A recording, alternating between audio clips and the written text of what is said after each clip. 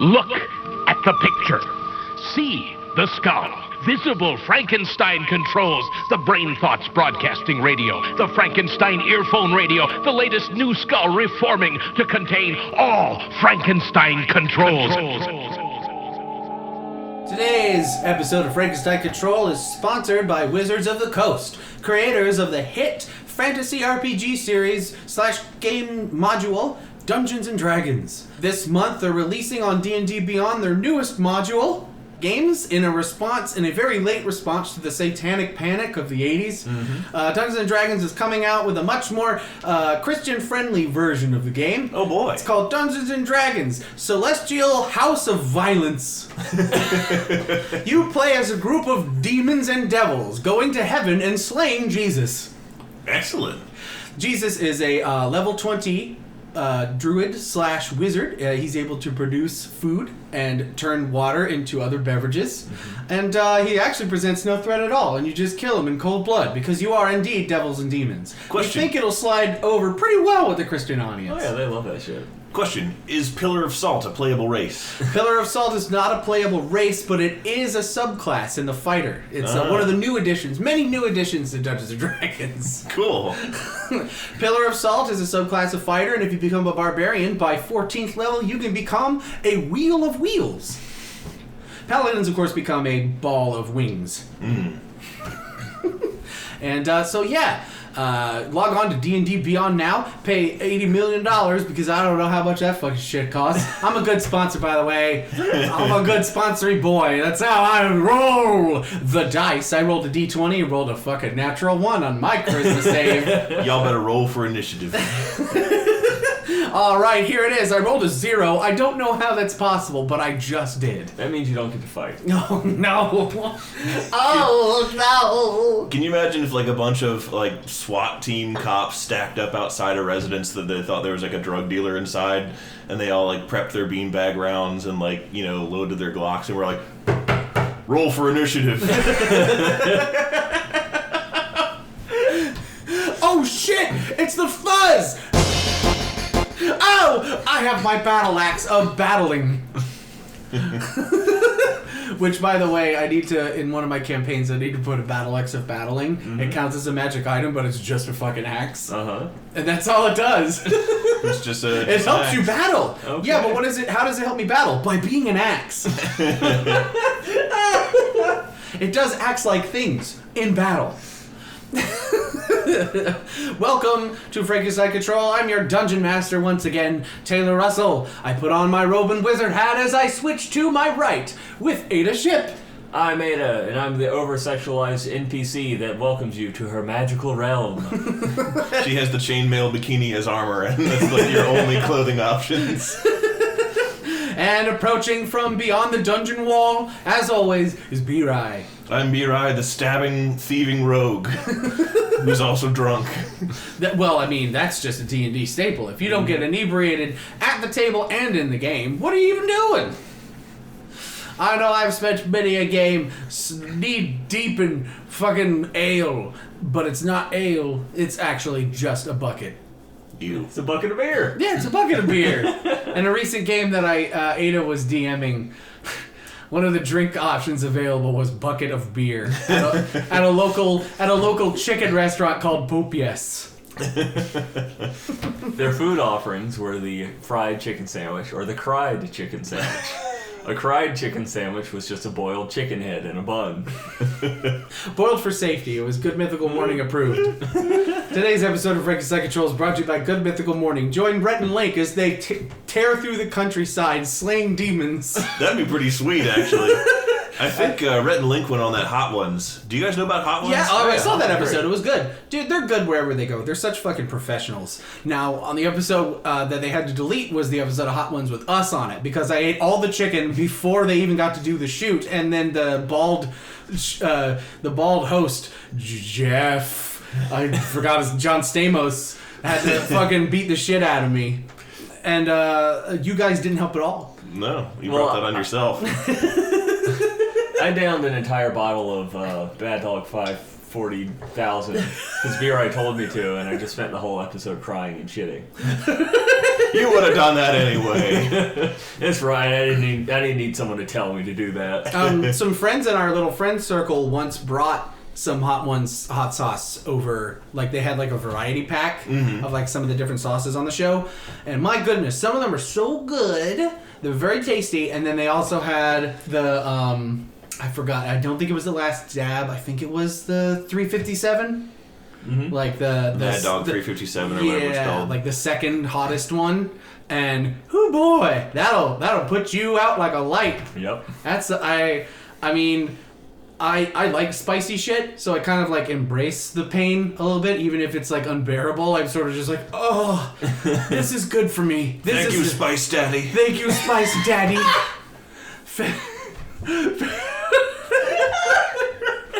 As like the ghostly visage of Sean Evans, I remembered his name. The ghostly visage of Sean Evans like smiles above the household, drawn in pastels in the sky. Thank you, Spice Daddy.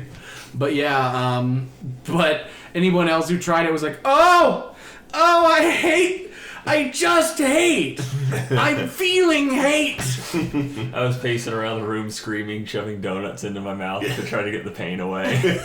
That's also what you would have done anyway. Yeah, I do that normally, but still. I forget how my brother handled it, because he had like a pretty sizable glove too. I think he was just sitting there going, ooh! I can picture Brian just getting sort of bug-eyed and quiet and being like, that was a mistake. Shouldn't have done that.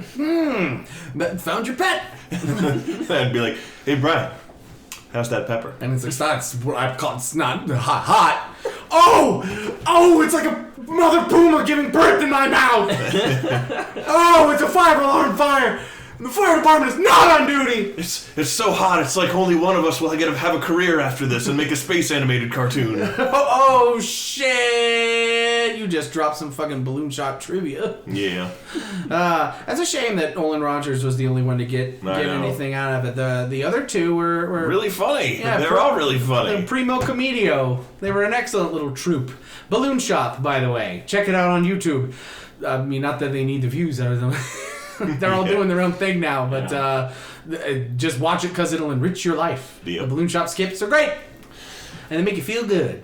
Things that do not make you feel good and are not great is something in the gaming community that happened that was kind of big, and it's actually a little less topical by the time this episode airs, but probably people will probably still be talking about it. Wait, is it related to our subject? I beat Dark Souls by rubbing hot sauce on my dick and playing with a Guitar Hero controller on extra heavy mode? No, all of that is consensual and allowed. Oh, this sounds like we're going dark. Yeah, we're going full dark. Please help.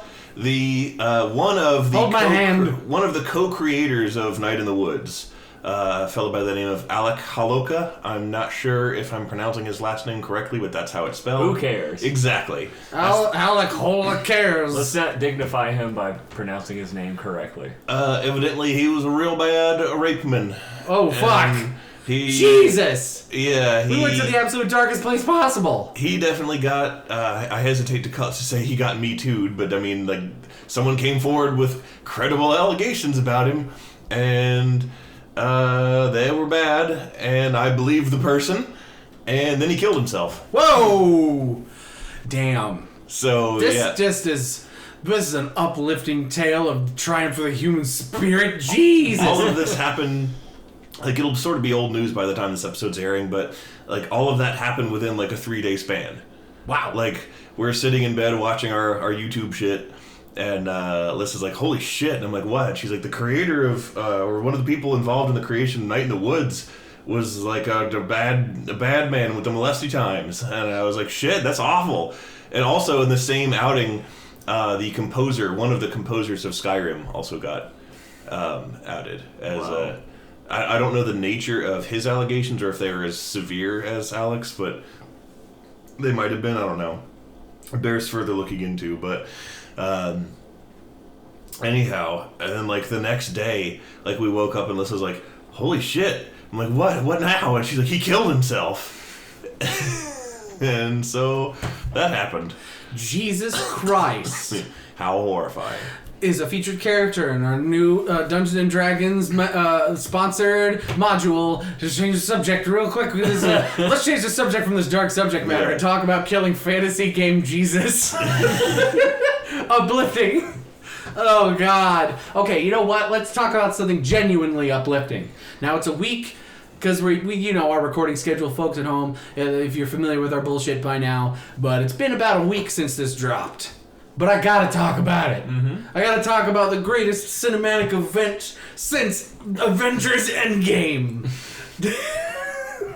We're not that big, but it was Steven Cinematic Universe. Yes, damn right, Steven Cinematic Universe. Very clever, thank you. That's good. That's somebody else's joke. I can't Damn it! Well, still, yes, Steven Goddamn Universe, the movie dropped, and it was fucking awesome. It was such a good movie. Pretty great. Like, I thoroughly enjoyed that shit. Oh my God. Is it worth the wait? No, but nothing is worth the wait that long. Nothing is worth the wait that long. Especially the snake.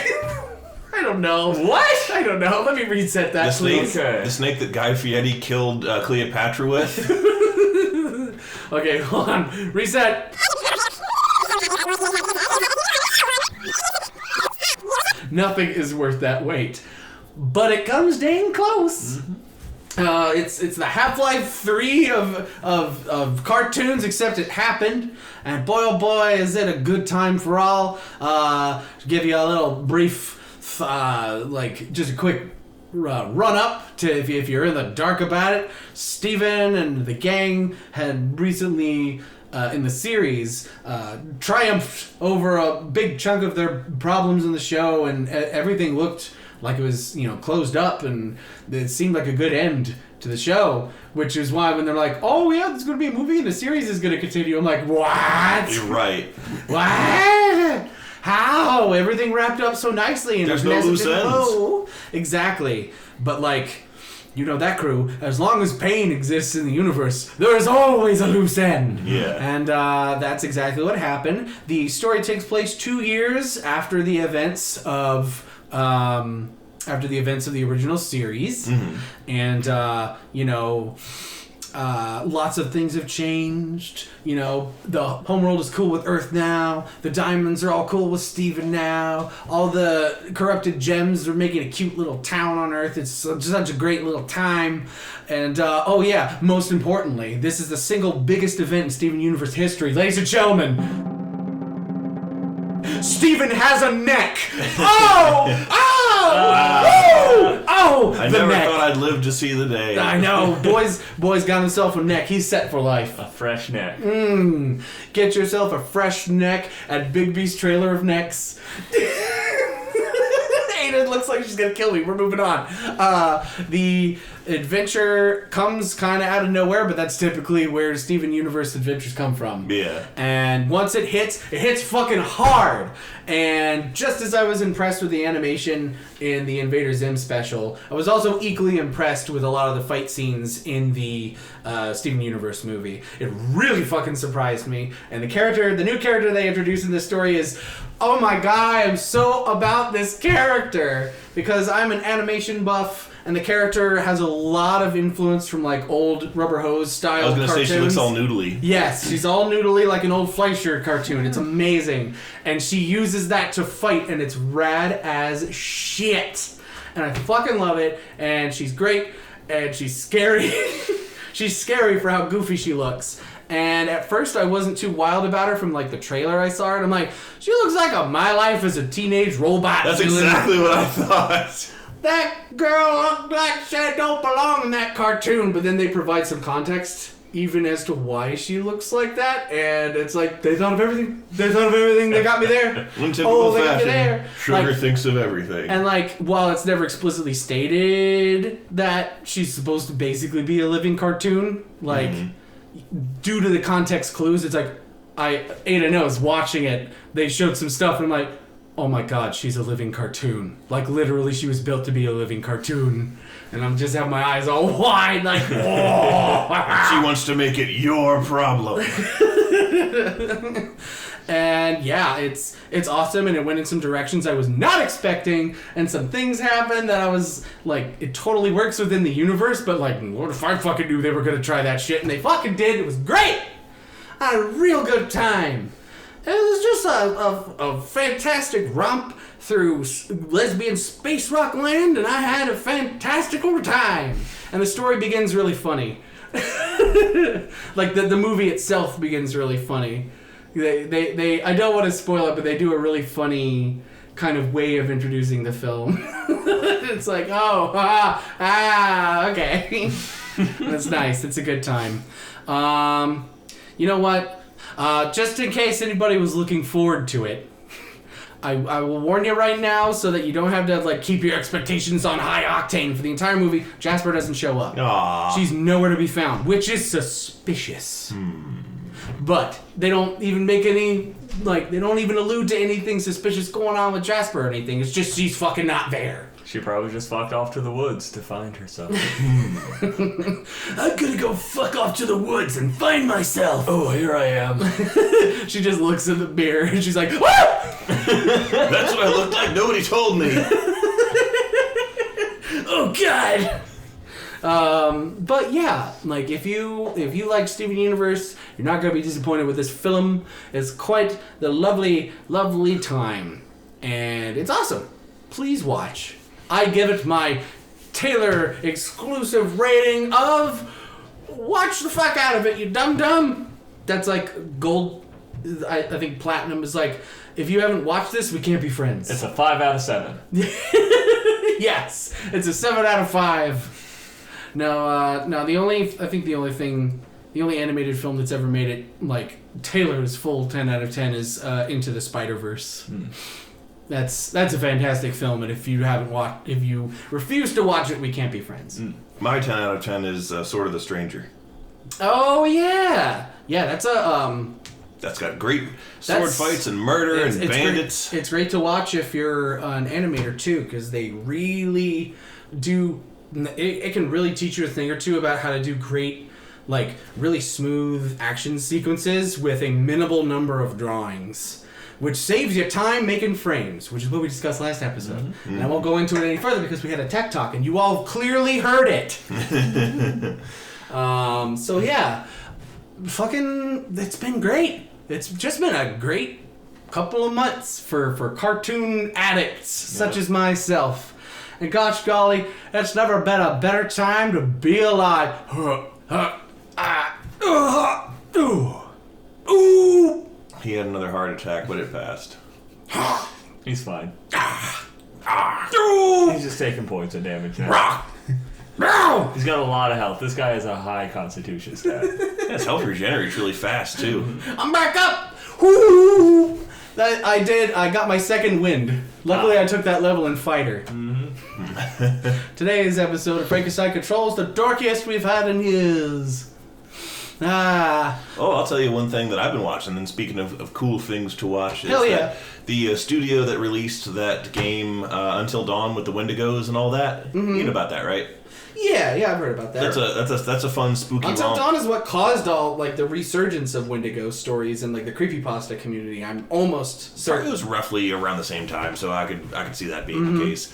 But first off, that's an excellent game to watch a Let's Play of, like, sometime. And actually, Gab, the girl on YouTube what does the spooky games that I'm a big fan of watching, she plays through it with Susie. So that's a really fun... Susie from, like, Grumps Yeah, lore? Aaron's wife. Yes. They play through it together, and that's a really fun one to watch, because I think they do the whole game. So if you want a good playthrough of that game to watch that's a fun, spooky time, that would be a good choice. But the team behind it just came out with another game with a very similar play style. The games play a lot like... They're sort of like Heavy Rain in the sense of they're like interactive movies, basically, and then like heavily rely on quick time events, and but not in a way that's obnoxious. Like, they actually do it pretty well. And there's puzzles to solve in ways that you can get a good ending where everyone lives, or get a bad ending where a lot of people die. And like all the characters are in danger all the time. And so there's just a lot to juggle, but I mean, it makes for an interesting game experience, and it's legitimately scary. Yeah. So that team released a new game called Man of Medan. I've been seeing that pop up in my YouTube feed. Yeah, it's a new game, and it's about these like 4 friends who are, I guess, like around our age, and they go on a boating trip to like investigate old like World War II wrecks and stuff and scuba dive on them. And then like their captain is also around our age, and then they run into pirates, and then they run into long story short, they end up on this cursed World War II like battleship that has some kind of unspecified ghost curse going on, and they gotta walk around in there, and it's real spoopy. And I don't know how it ends or what the plot is overall, because it's an ongoing thing, but it seems cool. Man of Medan. And that's what Liz and I have been watching. Well, you heard it here, folks. You heard it here first, folks. you gotta check out Man of Medan if you're looking for your main man, B-Rai. He's gonna be on the stream on Tuesday with Mog. Who? What? Gaz. What are you talking about? Gab with Gab. B-Rai's gonna be on the stream with Gab. That would be extremely fucking cool. You'll see I love her that. there. She'll be like, "What are you drinking by rule?" But B-Rai will be like, "I'm just getting donuts. I just wanted these tasty donuts." And then that's the real scariest part of the There's a podcast, horrible of the stream. There's a horrible, ultra thin, pallid monster behind me. It looks just like a real Wendigo, but it's just me. It's 8 feet tall. It's got spindly limbs. Yes, when B-Rai leaves the house, he turns into a Wendigo. That's how I get to work. It's only when he's in a familiar space that he's B-Rai. I always said if I was going to, like, and this is for real, if I'm ever in charge of naming a boat, I'm calling it the Wendigo Psychosis. Okay. Come aboard the SS Wendigo Psychosis. We're going marlin fishing. We're hunting for the sword-faced fish. We're going to the brainy deep to track down the white marlin. I do want to jump in real quick and mention Dragon Prince again, because there is a great character in one of the episodes in season 1 who's like this old... He's a pirate who has... Both of his eyes are missing, so he's wearing 2 eye patches. And he's the source of a lot of really, really good jokes. And one of them, when they like first meet him and like hire him to carry him across the water... He's like, "Yar, and here be me ship, the Ruthless. I named it after me wife, Ruth, who..." He like starts to tear up. He's like, "Who sadly don't enjoy sailing." Do they do a lot of things in the vein of that humor where he's yeah. like fake out tragedy of one kind or another? Oh yeah, 100%. Do they ever do they skirt around why he's missing his eyes, but he never talks about it? I think. Oh, he says something like, "Seagull, or like, how'd you lose your eye?" He's like, "Well, my right eye was taken by like, some kind of like horrible bird or whatever." Mm-hmm. And then they're like, "Well, what about your left eye?" He's like, "I don't know. It came at me from my right."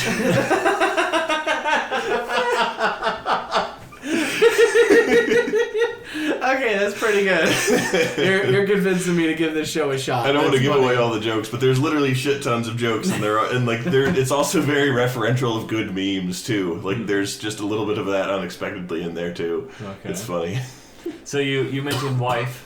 Yes. Which reminds me of something exciting. I bought a wedding dress. You did? Uh-huh. Why? Because I'm going to be the bride of Mothman for Halloween. Oh, excellent! That's cool. Yep, got a wedding dress off of Goodwill for like $40. Only had a few blood stains on it. Yeah, that would be good if it did, because I'm going to dye it black. Yeah. It's really... Oh, yeah. Yeah, and be a spooky moth lady. That's cool. That's really cool. And for Halloween, I plan on being the mysterious fat sack of shit who sits in his house and doesn't answer the door when the kids knock. Since I'll now have this wedding dress that I don't really care about the condition of, because I'm going to like dye it and maybe rip it up a little bit. Mod the shit out of it. I'm like trying to think of ways to have fun with it, basically. Mm-hmm. And here's a scenario I came up with. Put the wedding dress on, do like my makeup perfectly, and then cry. So like the mascara is all streaking down. That's really scary, actually. And then go to like a fast food restaurant like Taco Bell. And I don't know which is funnier. If it's funnier to just cry the whole time I'm ordering and eating, or to act like nothing is out of the ordinary? The nothing is out of the ordinary Okay. is far funnier. Is there something wrong, ma'am? No! No, I'm fine. Just kind of waiting on my quesarito. It is the ghost bride of Tacobyl. When the bell tolls, it tolls for cheese. Or like I'm sitting there crying and like, we're so sorry for your loss. What happened? They didn't put chicken in my quesadilla. I wanted steak and they gave me chicken.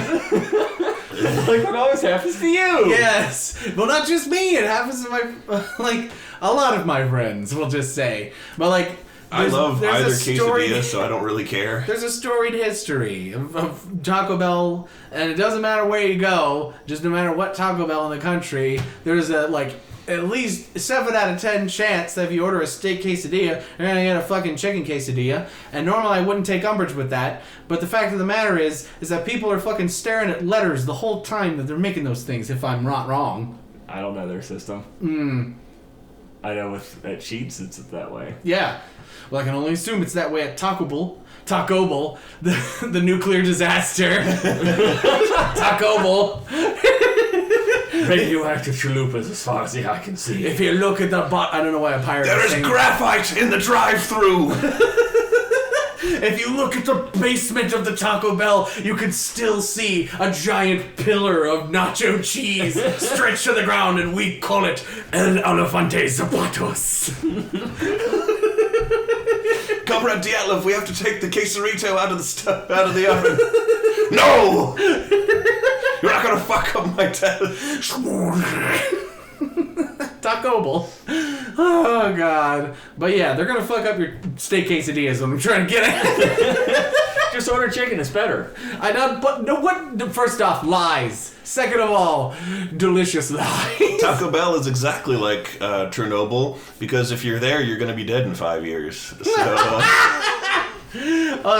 Look, man, the umbrage that I'm taking with this is that there's a very clear price difference between the chicken and the steak. Yeah. Like, if I ordered chicken and I got steak, I'd be a happy bumpus. But nay, it is never this way. So that's what I assume is that, like, their default is if they forgot the order, they're to default to chicken because it's cheaper and they don't want to upsell anybody. I'm allergic to chicken. I have a deadly allergy to feathered creatures. I went to Jurassic Park and I swelled up like a pufferfish. I had somebody at work, I was like making something with bacon on it. And he's like, hey, could you change your gloves out and wash your hands? Could you just touch bacon before you touch my food? Pointing at the hot dogs he ordered. You know, that have pork in them. that are basically the same Yeah. substance in a different form. And I'm just like, my dude, this is a hot dog. It has pork in it. Do you know what they put in hot dogs? Fucking hog rectums. All right. I feel like we kind of lost the reins here.